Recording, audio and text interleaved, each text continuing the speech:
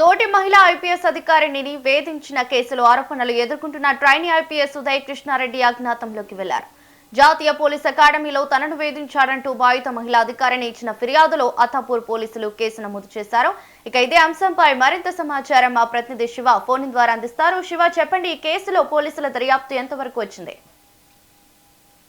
ప్రస్తుతం మనం చూసినట్టయితే trainee IPS Uday Krishna Reddy case అయితే రోజుకో మలుపు అయితే తిరుగుతోంది.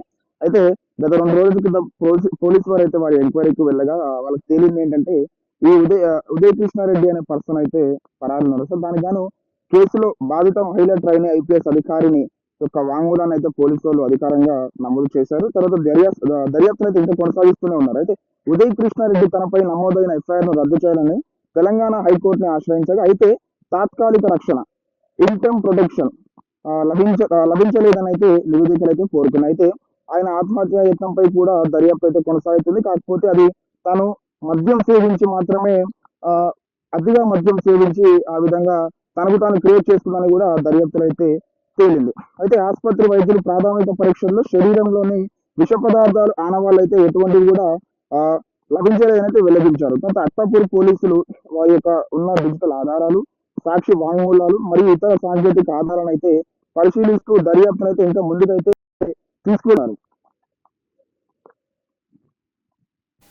Thank you Shiva.